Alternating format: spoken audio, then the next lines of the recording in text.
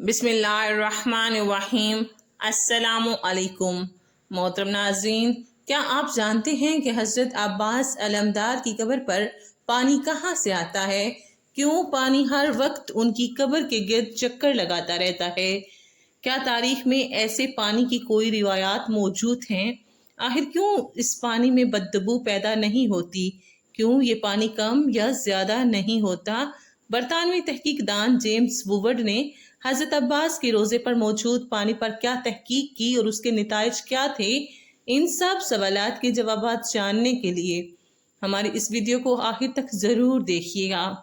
محترم ناظرین، بات شروع کرتے ہیں عراق کے پانی سے، جہاں پر نمکین اور کھارے پانی کے علاوہ پانی ملنا تقریباً ناممکن ہے۔ اس حال میں حضرت عباس علمدار کے روزے پر میٹھے پانی کا ہونا سائنسدانوں کے لیے انتہائی پریشانی کی بات ہے۔ لوگ تحقیق کرنے پر مجبور ہیں کہ آخر یہ خوش ذائقہ اور صاف شفاف پانی کہاں سے آ رہا ہے؟ کیوں اس کی رنگت اور ذائقہ نہیں بدلتا؟ محترم ناظرین، آئیے پہلے آپ کو بتاتے چلیں کہ حضرت عباس حضرت مولا علی اور ام البنین کے فرزند ہیں۔ 61 ہجری میں کربلا میں اپنے بھائی حضرت امام حسین کے ساتھ شہید ہوئے۔ حضرت امام حسین کے حکم پر آپ پانی کے لیے علقمہ نہر پر گئے اور بڑی بہادری سے نہر سے پانی بھرا، لیکن وہاں پر عمر بن سعد کے سپاہیوں نے انہیں شہید کر دیا۔ آپ کو اسی مقام پر دفن کیا گیا جہاں شہادت ہوئی۔ پھر وہاں ہی حرم حضرت عباس تعمیر کیا گیا۔ کہا جاتا ہے کہ وہی پانی جو آپ نہر علقمہ سے لینے گئے تھے لیکن خیموں تک نہ پہنچا سکے، اب بھی اسی نسبت سے پانی آپ کے روزے میں موجود رہتا ہے۔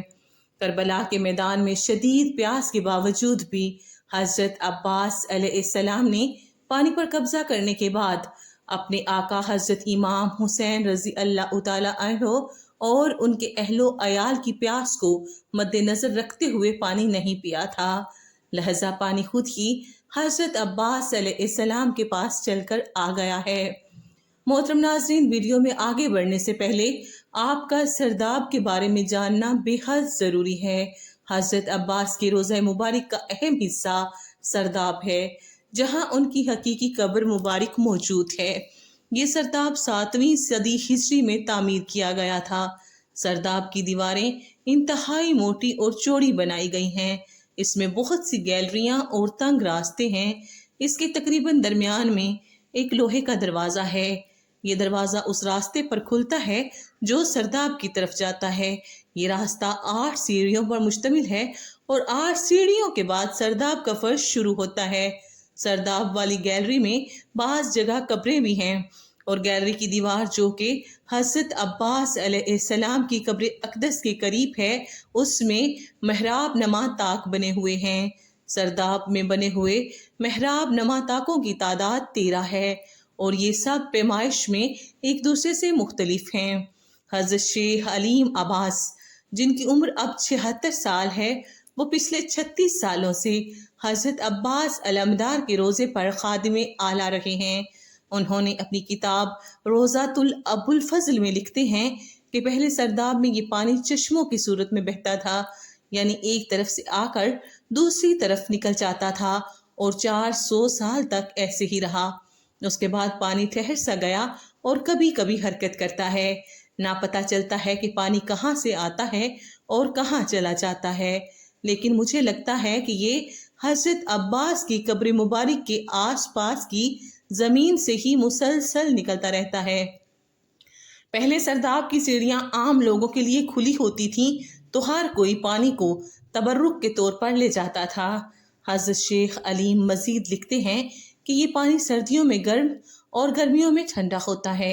ایک دفعہ حرم کی دیواروں میں دراڑ کا بہانہ بنا کر ایک ٹیم انگلستان سے آئی جس کے نگران برطانوی تحقیق دان سر جیمز ووڈ تھے۔ وہ ٹیم آئی تو دیوار میں موجود دراڑوں کو جانچنے تھی، لیکن ان کا مقصد قبر کے ارد گرد موجود پانی پر تحقیق کرنا تھا۔ جیمز ووڈ اپنی کتاب دی ٹروتھ میں لکھتے ہیں کہ جیسے ہی ہم نے قبر کے ارد گرد چند فٹ تک زمین کی کھدائی کی تو ہم حیران رہ گئے کہ سارا پانی ہمارے کھودے گئے سوراخوں میں چلا گیا۔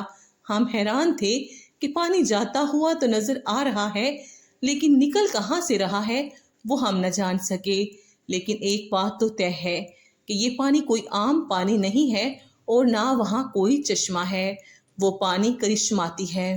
محترم ناظرین، اب پچھلے 50 سال سے پانی اپنی ایک سطح برقرار رکھے ہوئے ہے جو نہ کم ہوتی ہے اور نہ زیادہ۔ شیخ علیم عباس لکھتے ہیں کہ دنیا کے کسی بھی کونے میں پانی 1 مہینے سے زیادہ اگر پڑا رہے گا تو بدبودار ہو جائے گا، لیکن اس سرداب کے بند ہونے کے باوجود پانی بدبودار نہیں ہوتا بلکہ خوشبودار ہے۔ اس پانی کی سب سے بڑی خصوصیت یہ ہے کہ پانی کی سطح قبر کی دیواروں سے اونچی ہونے کے باوجود بھی قبر مبارک میں پانی داخل نہیں ہوتا۔ اللہ اکبر! کیسا معجزہ دکھا رہا ہے اللہ تعالی ہم کو، کس قدر خوبصورت بات ہے کہ پانی قبر میں داخل نہیں ہوتا۔ 400 سالوں سے پانی کھڑا ہے لیکن نہ بدبو ہے اور نہ ہی کسی قسم کا کوئی کھارا پن، نہ پانی گندا ہوتا ہے اور نہ ہی اس میں کسی قسم کی کوئی فنگس پیدا ہوتی ہے۔ یہ سب سننے کے بعد اب بھی کوئی ہے جو اہل بیت کی عظمت کو نہ مانے؟ بے شک اہل بیت کی پیروی بھی لازم ہے، وہ برحق بھی ہیں، بے شک۔